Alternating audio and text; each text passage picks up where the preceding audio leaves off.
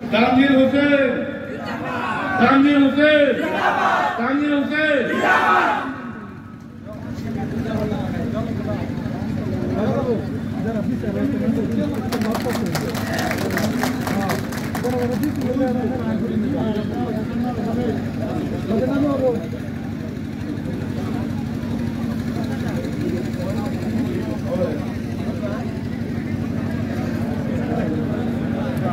আমাৰ ব্লক কংগ্ৰেসেৰ সভাপতি জগদীশ সিনহা ডাঙৰীয়াৰ আশীৰ্বাদ দিব বুজিছে আমাৰ তানভীৰ হোসেন ডাঙৰীয়া।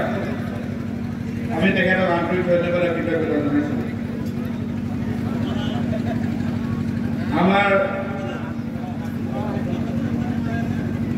বিশিষ্ট অতিথি ভাষণত প্ৰথমতে আপোনালোকক পুৰা আশীৰ্বাদ বিচাৰিছে আমাৰ মৰমৰ যুৱনেতা তানভীৰ হোসেন ডাঙৰীয়াই। তেখেতে আপোনালোকৰ উদ্দেশ্যে দুআষাৰ ক'ব খুজিছে, আশীৰ্বাদ বিচাৰিছে। তেখেতৰ মন্তব্য ৰাখিবৰ কাৰণে আমি অনুৰোধ জনালোঁ।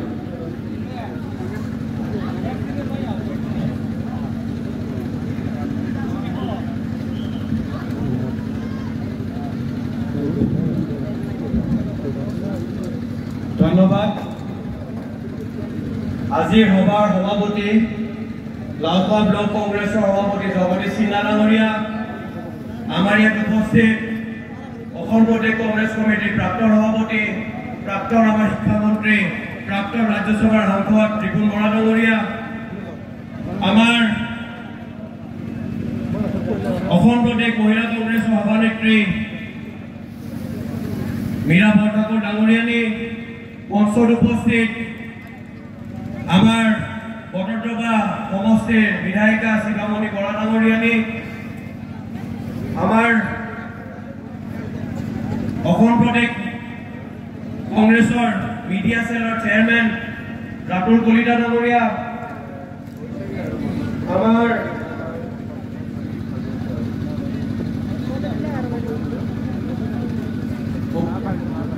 নগাঁও মহিলা কংগ্ৰেছৰ সভানেত্ৰী ৰূপালী বাইদেউ ডাঙৰীয়াকে প্ৰমুখ কৰি মোৰ দাদা অসম প্ৰদেশ কংগ্ৰেছ কমিটিৰ জ্যেষ্ঠ মুখপাত্ৰ জেপি দাস ডাঙৰীয়াকে প্ৰমুখ কৰি মোৰ অতিকৈ মৰমৰ চামগুৰিবাসী ৰাইজ আৰু আমাৰ দুই ব্লকৰ আমাৰ বাজিগাঁও লাউখোৱা ব্লকৰ যোনখিনি কংগ্ৰেছৰ আমাৰ বুথ সেৱক, তেওঁলোকক মই স্বাগতম জনাইছোঁ আৰু ধন্যবাদ জ্ঞাপন কৰিছোঁ। তেওঁলোকে মোক ইয়াত মাতি আনিছে আৰু এই নিৰ্বাচনৰ বতৰত আমি এনেকুৱা এটা সভা কৰিবলৈ আমি পাৰিছোঁ। প্ৰথমতে মই ক'ব বিচাৰিছোঁ, মই অকল 3 মিনিটে কওঁ। আমাৰ এতিয়া যেতিয়া নিৰ্বাচন আহিছে, আমাৰ বিভিন্ন কাম আছে। এই কামৰ মাজত আমাৰ যেনেকে যুৱ কংগ্ৰেছ, NSY, মহিলা কংগ্ৰেছৰো যেনেকে কাম বিচাৰিছোঁ, বুথ সেৱক, NSY, যুৱ কংগ্ৰেছ, মহিলা কংগ্ৰেছ, আমাৰ বিভিন্ন চেলে যেতিয়া কাম কৰে, আমি সেই নিৰ্বাচন আধা আধি জিকা হৈ যায়। আপোনালোক প্ৰকৃতভাৱে আপোনালোক আমাৰ নেতা হয়। আমি মঞ্চত বহি থকা আমি নেতা নহয়। কিয় কাৰণে আমি নিৰ্দেশ দিওঁ আপোনালোকে কাম কৰে, সেইটো নহয়।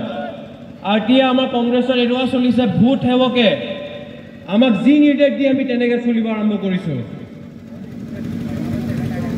আমাৰ বিভিন্ন ৱাৰ্ডত, বিভিন্ন জিলা পৰিষদত, বিভিন্ন পঞ্চায়তত আমাৰ যোনখিনি সঁচাকৈ যোনখিনি ফাইট বুলি কয়,